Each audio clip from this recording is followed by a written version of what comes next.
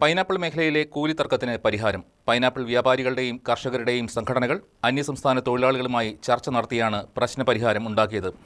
8 മണിക്കൂർ ജോലിക്ക് 1000 രൂപയായി വേതനം നിശ്ചയിക്കുകയായിരുന്നു.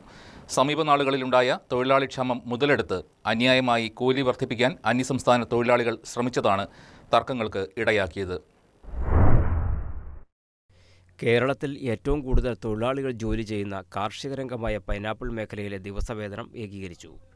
Pineapple merchants association, pineapple farmers association എന്നീ സംഘടനകൾ മുൻകൈയെടുത്താണ് കൂലി ഏകീകരണം നടത്തിയത്.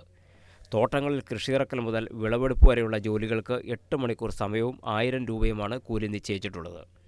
All Kerala pineapple merchants association president Jose Perumpillikunnel, all Kerala pineapple farmers association president James Thottumarickal എന്നിവർ അന്യസംസ്ഥാന തൊഴിലാളി പ്രതിനിധികളുമായി ചർച്ച നടത്തിയാണ് കൂലി സംബന്ധിച്ച് ധാരണയിലെത്തിയത്. 900 രൂപയായിരുന്ന കൂലി 100 രൂപ വർദ്ധിപ്പിച്ച് 1000 രൂപ ആക്കുകയായിരുന്നു. ഈ രംഗത്ത് ദിവസവേതനം സംബന്ധിച്ച് ഏകീകരണമില്ലാതിരുന്നത് തർക്കങ്ങൾക്കും അസ്വാരസ്യങ്ങൾക്കും നിരന്തരം ഇടയാക്കിയിരുന്നു.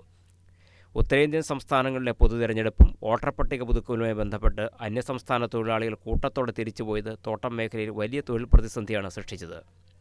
അവസരം മുതലാക്കി നാട്ടിൽ തുടർന്ന തൊഴിലാളികളും ഏജന്റുമാരും 1500 രൂപ വരെ വിലപേശി കൂലി വാങ്ങാൻ തുടങ്ങിയത് വലിയ തർക്കങ്ങൾക്ക് ഇടയാക്കി. ഇത്തരം സാഹചര്യങ്ങൾ ഒഴിവാക്കുക എന്ന ലക്ഷ്യത്തോടെയാണ് വേതനം സംബന്ധിച്ച പൊതുധാരണ രൂപീകരിച്ചത്. പശ്ചിമബംഗാൾ, ഒറീസ, ജാർഖണ്ഡ് തുടങ്ങിയ സംസ്ഥാനങ്ങളിൽ നിന്നാണ് പൈനാപ്പിൾ മേഖലയിൽ ജോലി ചെയ്യുന്നതിന് തൊഴിലാളികൾ ഏറിയ പങ്കും എത്തുന്നത്. മറ്റ് സംസ്ഥാനങ്ങളെ അപേക്ഷിച്ച് ഏറ്റവും ഉയർന്ന വേതനമാണ് അന്യസംസ്ഥാന തൊഴിലാളികൾക്ക് കേരളത്തിൽ ലഭിക്കുന്നത്. News desk KCV news.